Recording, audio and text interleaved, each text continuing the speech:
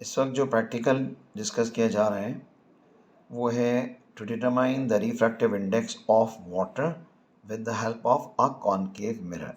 इसके लिए हमारे पास एक कॉनकेव मिरर मौजूद है। हमें 3 कॉनकेव मिरर लेने होंगे डिफरेंट, और उनकी फोकल लेंथ मालूम करनी होगी।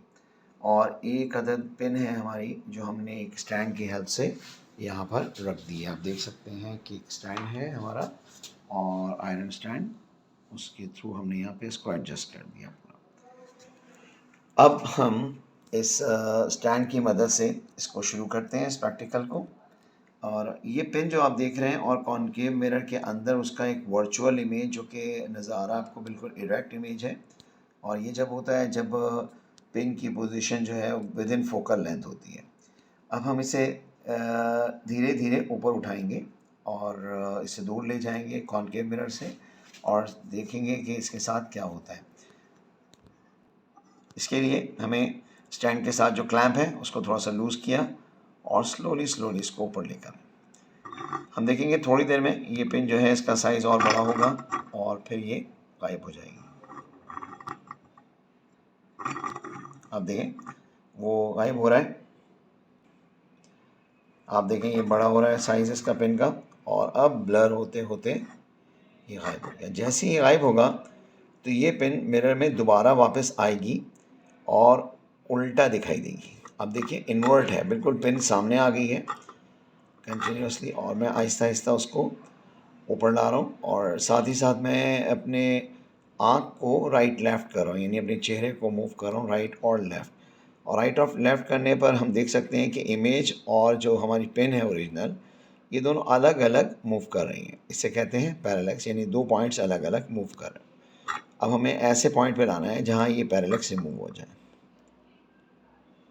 देखिए अब ये पैरेलैक्स मौजूद है। हम इसको स्लोली स्लोली इसको ऊपर ला रहा हूँ और इसको मूव करते करते देखिए आहिस्ता आहिस्ता हम एक ऐसी पोजीशन पर पहुंच जाते हैं जहां पर आप देख सकते हैं कि पेन जो है वो बिल्कुल इमेज से जुड़ गई है और राइट और लेफ़्ट मूव करने पर हमारी आँख को वो उसके साथ ही ट्रैवल कर रही है।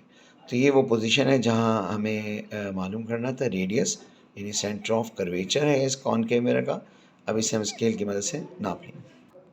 ये एक स्केल हमने ले लिया है और इसे हम कॉनकेव मिरर के बिल्कुल पिन के सामने दरमियान में रख देंगे। अब जब स्केल को हमने रखा तो ये तकरीबन 31 के करीब आ रहा है। ठीक है, आप देखिए नीचे हमने इसको मिरर में रखा हुआ है, मिरर पे, और ये देख सकते हैं आप, और यहाँ से ये पेन 31 पे आ रही है, 31 सेंटीमीटर। इसको हम नोट कर लेंगे 31 सेंटीमीटर को अपने टेबल। तो ये हमारा जो पैरेलैक्स से मूव हुआ था, दोबारा हमने एक सेकेंड रीडिंग के लिए कर लिया। इसकी कैलकुलेशन भी जब मेजर की गई है तो वो भी 31 के करीब ही आ रही है। तो अब इसको भी हम अपने टेबल में नोट कर लेंगे। टेबल में आपको एंड में दिखाता हूँ कि कैसे हम इसको बनाते हैं।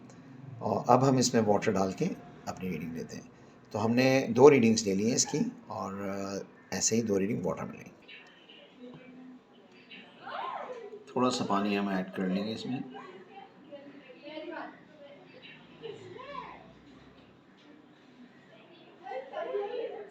पानी डालने के बाद देखा गया है तो देखें वो पिन जो नज़र नहीं आ रही जो हम पहले देख रहे थे, तो अब फिर इसको एडजस्ट करना पड़ेगा। तो इसको हम नीचे ले जाएंगे। तो जब मैं उसे नीचे ले गया हूँ तो आप देख सकते हैं कि जो आपकी पिन है वो उसमें पानी में बिल्कुल वर्चुअल इरेक्ट नज़र आ रही है कॉनकेव मिरर की रिफ्लेक्शन के थ्रू। अब मैं इसे ग्रेजुअली वैसे ही जैसे पिछली बार किया था ऊपर लेकर आऊँगा। थोड़ा सा मैंने क्लैंप को लूज़ किया है, इसी से पिन मूव कर रही राइट लेफ्ट।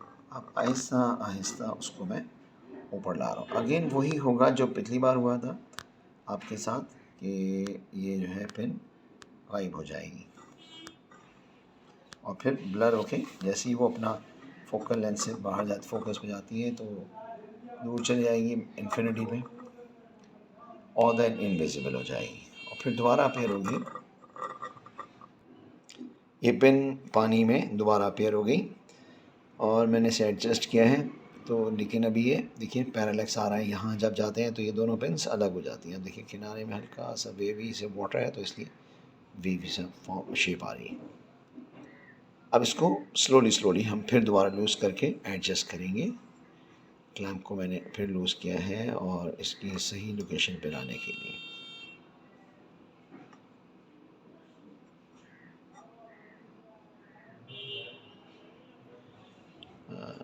ये देखिए ये वो सही लोकेशन है। देखिए पिन आमने सामने है और ठीक है, इस जगह पे मैं इसे क्लैंप को टाइट कर देता हूँ।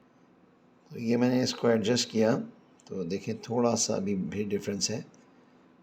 इसको मुझे फिर मूव करना है और स्लाइटली करीब ही है हम लोग ना, बिल्कुल आप देख सकते हैं। ये बेटा इस तरह से ना इस प्रैक्टिकल में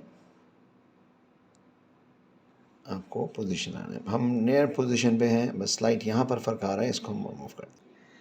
ये देखिए बहुत अच्छा, बहुत अच्छी सेटिंग हो गई और कोई पैरालैक्स नहीं है दोनों पिन्स में, दोनों एक साथ मूव कर रही हैं पानी में। इमेज आ रहा है वाटर में और हमारे पास पिन है। तो अब इसको मेजरमेंट कर लेते हैं इसकी। हाइट इस बार जो आ रही है हाइट 2 वो आ रही है 24.5 मिलीमीटर। ठीक है, 24.4 मिलीमीटर आ रही है ये हमारे पास क्लियरली स्केल के ऊपर। तो ये पानी के अंदर है 24.4 मिलीमीटर, हमने स्केल को पानी में रखा हुआ है। तो ये हमारा जनाब प्रैक्टिकल का हो गया। इसी तरह से इसकी हम सेकेंड रीडिंग भी एडजस्ट करके एवरेज ले लेंगे और फिर उसका मीन। तो इस प्रैक्टिकल में हम जो है फिर जो है इसका मीन निकालेंगे और मीन निकालने के लिए जो है वो 2 रीडिंग्स लेना ज़रूरी है। एक बात और वाज़ेह कर दूँ इस प्रैक्टिकल के लिए कि जब हम ये प्रैक्टिकल कर रहे होंगे और इसकी रीडिंग्स ले रहे होंगे तो हमें यहाँ पर 3 मिनट्स चाहिए। ये 1 मिनट से मैं आपको इस वक्त डेमोन्स्ट्रेशन करके दिखा रहा हूँ और फिर अगेन 2 मिनट्स और होंगे जिनके मतलब हम इसी तरह से रिपीट करेंगे प्रैक्टिकल को। तो 3 मिनट्स का जो आएगा फोकल लेंथ हम इस तरीके से मालूम करेंगे और उसके बाद मतलब फोकल लेंथ इसका हम रेडियस ऑफ कर्वेचर मालूम करेंगे, पहले हवा में एयर में यानी मिरर का सिर्फ फिर पानी डाल करके। फिर उसका फॉर्मूला है H1/H2, उससे डिवाइड करेंगे तो हमें रिफ्रैक्टिव इंडेक्स मिल जाएगा वाटर का। तो तीनों मिरर्स के साथ जो रिफ्रैक्टिव इंडेक्स है वो सेम आना चाहिए। तो बस ये प्रैक्टिकल है, मैं आपको इसकी बस रीडिंग्स डाल के उसमें वैल्यूज़ बता देता हूँ जो कैलकुलेट कर ली हैं ऑलरेडी, वो तमाम रख कर आपको दिखा देते हैं। फाइनली हमने अपने डेटा को अपने टेबल में फ़िक्स कर लिया ऑब्जर्वेशन चार्ट में और आप देख सकते हैं कि हमने ऑब्जर्वेशन चार्ट में एक्चुअल रेडियस ऑफ कर्वेचर लिखा है विदाउट वाटर और फिर अपेरेंट वाटर है, उसकी रीडिंग्स हैं। और आप देखें हमारे अभी जो मिरर 1 की रीडिंग आई थी 31 और 24.4, उसको हमने डिवाइड किया 24.4 को, यू कैन सी राइट हमने यहाँ पर। तो ये जब कैलकुलेशन की गई तो 1.27 आया, जो हमने 1.27 यहाँ लिखा है। अच्छा, मैंने दूसरे और मिरर्स का जब किया तो मेरे पास R1 R2 या H1 H2 आप जो भी लिखना चाहें वो लिख सकते हैं और ये मेरे पास वैल्यूज़ आई तो इनका 1.27, 1.34, 1.35 आया। मैंने जब इनका एवरेज निकाला तो एवरेज वैल्यू जो आ रही है रिफ्रैक्टिव इंडेक्स की 1.32 है, जो कि very near to the accurate, that is 1.33 और 1.32 is very good. So this is all about the practical, and in this way we can find out the refractive index of water by using concave mirror. तो मुझे उम्मीद है आपको समझ में आया होगा और आई होप कि आप सब को ये प्रैक्टिकल एक्सप्लेनेशन भी समझ में आ गई होगी। आप इस प्रैक्टिकल को अपने अच्छी तरह से एग्ज़ाम में करेंगे।